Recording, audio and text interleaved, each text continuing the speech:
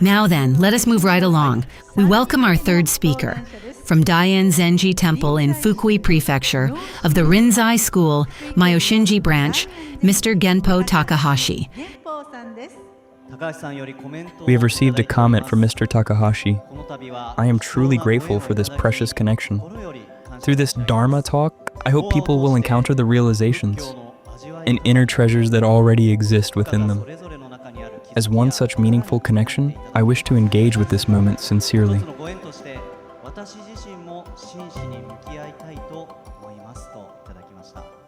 And now, Mr. Genpo Takahashi, please welcome him with a round of applause.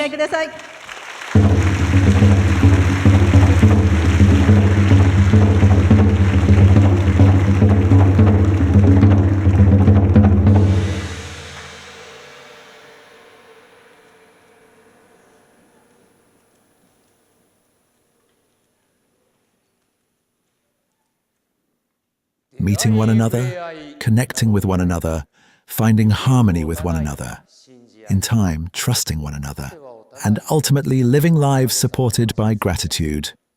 Good afternoon, everyone. Thank you very much. First of all, so many of you have gathered here today at this venue. I also hear that many people are listening across the country at AEON Cinemas. For this opportunity today, I would first like to express my gratitude. Thank you all very much.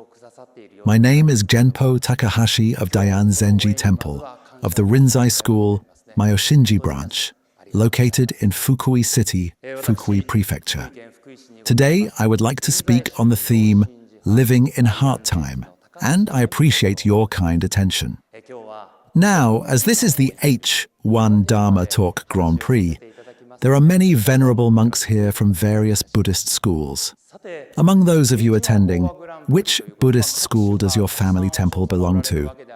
Those from Jodo Shinshu, could you please raise your hands? Yes, there are quite a few. There are 10 schools in total, after all. How about Jodo Shu? Very good. Shingon Shu? About this many. Tendai Shu? Nichiren Shu? Soto Shu? Are there any from our Rinzai school? Yes, I see some. How about the Obaku school? Not many of you, I suppose. Ippen Shu or Jishu? None? Yuzu Nenbutsu Shu? Yes, there are some. Hoka Shu? Hoso Shu? All right then, if you didn't raise your hand, congratulations. You belong to the Everyone School. Everyone, that covers it. Some of you may have watched the introduction video, but let me ask you, what is the most important Buddhist school? Of course, it is Everyone School. Differences in schools do not change today's weather for any of us. So once again, what is Buddhism? How do we face this encounter called today with our own hearts, and how do we live our lives? In other words, life does not change by leaving it to others or to circumstances. Life changes depending on one's own heart. The answer is not something taught by someone else. It already exists within you. Please become aware of that. It is precisely to convey this message that we monks devote ourselves so earnestly. Now, today's theme is heart time, and already it is December. When we were children, time seemed to move slowly, didn't it? How about you, sir, right in front of me? The older we get, the faster time feels, doesn't it? You're nodding deeply. Thank you, just as planned. Yes, exactly. In fact, everyone, there are two kinds of time. Because time is invisible, we deliberately make it visible with clocks. There is the time shown by the hands of a clock. This never changes. And then there is the time our hearts experience as slow or fast. When we think about these two kinds of time, what, then, is time in Zen Buddhism? It is the time of the heart's hand. About 1,200 years ago, during the Tang dynasty in China, there lived a monk known as Master Zhaozhou. One day, a disciple asked him a question. Master, 24 hours pass each day, moment by moment. With what mindset should I live my days? Master Zhaozhou replied with a single phrase, "You are used by the 12 hours. This old monk uses the 12 hours. In other words, Master Zhaozhou was saying, you are being controlled by time, while I make use of time. Now, everyone, how does that sound to you? Using time, being used by time. Do you understand the difference? In Zen, we often learn, from the way nature presents itself, small clues that help us live our lives more fully and with greater depth of heart. I learned such a lesson from cluster amaryllis flowers last year.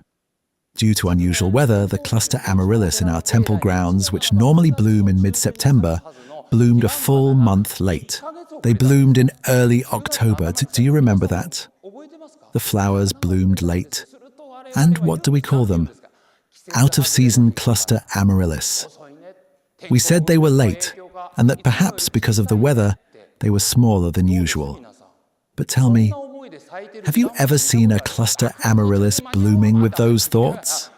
Have you ever seen one sweating and panicking, thinking, I won't make it by mid-September? Of course not. Flowers, including cluster amaryllis, simply receive each day's conditions, rain, wind, sunlight, and naturally bring them together, align them, and bloom. The moment they bloom is the moment they are meant to bloom.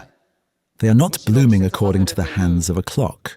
Rather, it is we who impose the idea of being out of season on them. Doesn't the same thing happen in our daily lives? Judging others by our own assumptions, our own convenience, our own standards, liking this, disliking that. Once again, what kind of thing is this heart we call the self? When we think this way, being used by time, as Master Zhaozhou said, means living according to the clock. Using time means guiding one's life with the hands of one's own heart. This realization was taught to me by one of my parishioners. There was a very close couple among my parishioners. After her husband passed away, it was during the 7th day memorial service. Everyone, do you still observe the 7th day, the 14th day, and so on? Fewer places observe these services nowadays, but at our temple, we carefully continue to visit our parishioners for the 7th day, the 14th day, and beyond. I promised to visit at 10 o'clock. Now, everyone, if you had a 10 o'clock appointment, how many minutes early would you arrive? 5 minutes? 10 minutes? I arrived 10 minutes early so as not to be rude. 10 minutes early. Was that early or late? Those who think it was early. Not many. A few of you. My apologies. I rang the doorbell and the wife hurried out and said, "Oh, you're here already. That's early." I replied, "I'm sorry. Should I wait in the car?" But she kindly said, No, and led me into the Buddhist room. Their daughter, who had come home briefly from work, served tea. Then she said, "Please listen, Reverend, there's nothing prepared on the altar. No offerings at all." I just came back from work myself, but no matter where I looked, my mother wasn't home. What happened? She was in the field. The field. Even though the Reverend was coming, she had gone to the field and returned carrying oranges. "Mother, what are you doing?" "I thought I should pick them before the Reverend arrives." "What?" "The oranges your father loved." "But you could have picked them earlier this morning, or yesterday." "What about you?